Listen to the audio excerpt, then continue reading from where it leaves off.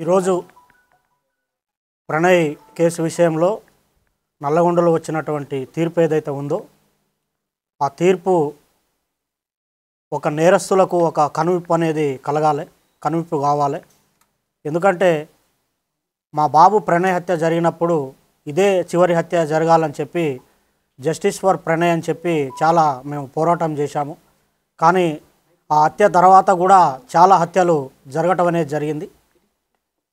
అయితే ఈ హత్య తర్వాత జరిగినటువంటి హత్యలు చేసిన వాళ్ళకి కానివ్వండి, కులాన్ని పట్టుకొని వేలాడే వాళ్లకు, కుల దురంకార హత్యలు చేసే వాళ్లకు, తర్వాత కన్న కూతుర్లను చంపుకునే వాళ్లకు, కన్న కొడుకులను చంపుకునే వాళ్లకు, అవతలి వ్యక్తులను చంపే వాళ్లకు కులం పేరుతోని ఈ యొక్క తీర్పు అనేది కనువిప్పు కావాలని నేను కోరుకుంటున్నాను.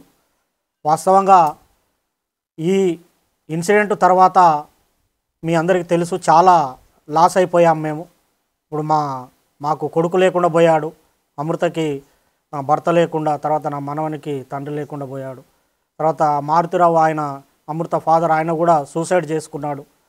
తర్వాత ఈ ఇందులో ఉన్నటువంటి 7 మందికి సుభాష్ శర్మకి ఉరిశిక్ష, తర్వాత మిగతా 7గురికి 6 మందికి జీవిత ఖైదు విధించడం అనేది జరిగింది.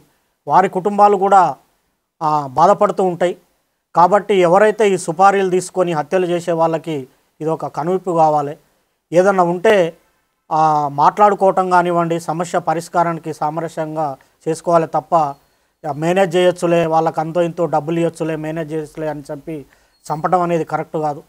ఈ కేసు విషయంలో మమ్మల్ని కూడా అనేక రకమైనటువంటి ప్రలోభాలు పెట్టినప్పటికి కూడా మేము ఎక్కడ లొంగకుండా న్యాయం జరగాలి, ఈ హత్యతోని మిగతా కుల హత్యలు ఆగిపోవాలని చెప్పి మేము పోరాటం అనేది చేయటం జరిగింది.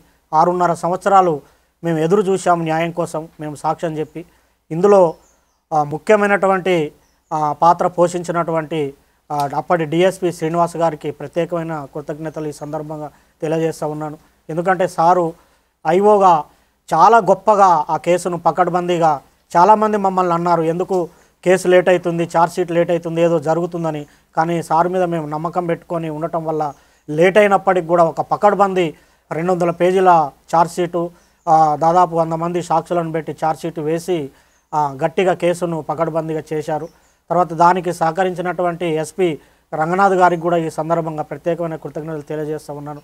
సార్ ఆధ్వర్యంలో మంచి టీము సుభాష్ శర్మను ఆ రోజు వెళ్ళి పట్టుకోవటము, తర్వాత నిందితులందరినీ పట్టుకోవటం విషయంలో కూడా సారు అనేకమైనటువంటి